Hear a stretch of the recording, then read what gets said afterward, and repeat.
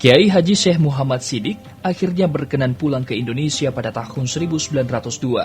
Namun pada waktu itu dia tidak langsung ke Pulau Wawoni Kendari, melainkan singgah terlebih dahulu di Rapokadang, Desa Kabah Pangkep.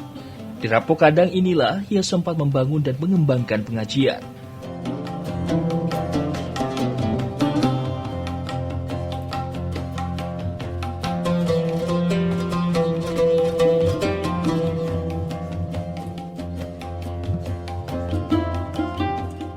Dia membangun tempat pengajian di Rapokadang ya, tempat di mana beliau dikuburkan di Rapokadang di Desa Kabah Pangkep sana itu, dan kemudian melakukan perjalanan ke Wawoni Kendari, melakukan islamisasi di sana, dan dia ditemani seorang ulama juga asal Galesong ya, yang bernama Muhammad Nur atau Andre Guru Anrong Gurunta Muhammad Nur Dematutu, yang merupakan keturunan dari Syekh Yusuf.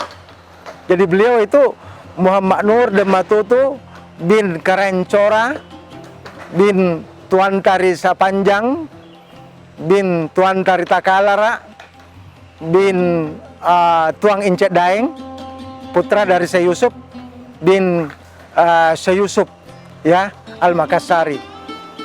Beliau memperistrikan adik dari Syekh Muhammad Siddiq ini, dan kemudian sama-sama melakukan perjalanan dakwah ke Kendari atau sampai ke Wawoni ya, dan tentu saja beberapa tahun lamanya melakukan islamisasi di sana. Dan Anrong Gurunta Muhammad Nur Dematutu ini bahkan meninggal di sana dan berkubur di Kendari, dan dikeramatkan kuburannya oleh masyarakat Muslim Kendari di sana.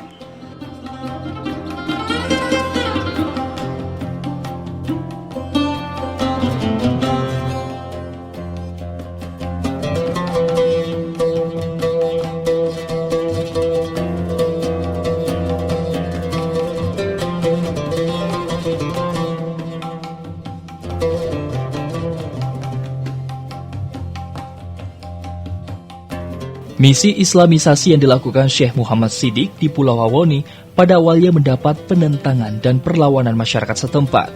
Muhammad Siddiq harus berhadapan dengan ahli-ahli sihir.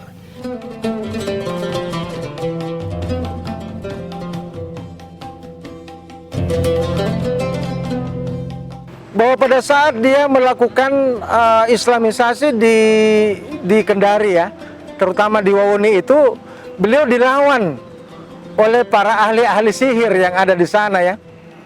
Dengan saya mendapatkan informasi bahwa orang-orang di Wawoni itu punya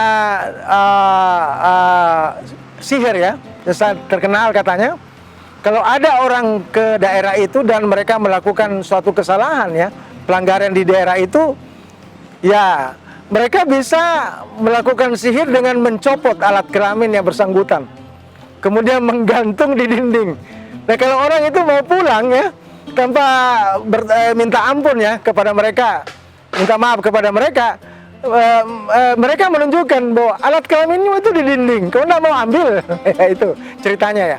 Dan bahkan mempunyai kemampuan untuk menggerakkan ya, orang Bugis mengatakan kamboti atau baka-baka atau keranjang ya, dan keranjang itu bisa mengusir orang ya. Dan itulah yang dilakukan pada Syekh Muhammad Siddiq dan Muhammad Nur Dematutu ya, Kiai Haji Muhammad Nur Dematutu pada waktu itu.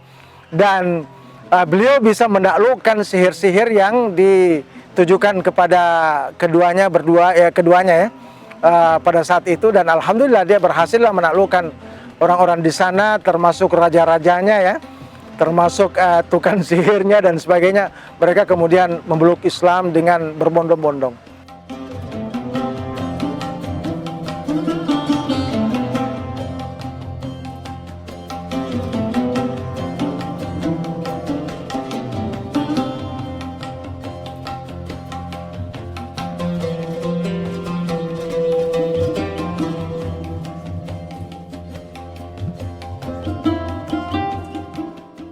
Sewaktu mendirikan pengajian di Rapokadang, Desa Kaba Pangkep, Syekh Muhammad Siddiq banyak didatangi keluarga kerajaan untuk belajar agama. Salah satunya adalah Raja Bone, Andi Mapanyuki. Andi Mapanyuki saat masih remaja, salah satu guru agamanya adalah Syekh Muhammad Siddiq. Bahkan setelah jadi raja pun, Andi Mapanyuki masih menaruh hormat yang besar kepada gurunya. Andi Mapanyuki yang merupakan Raja Bone terakhir kerap memanggil gurunya untuk berdakwah ke Bone, khusus untuk menjemputnya dengan menunggangi kuda dari Pangkep.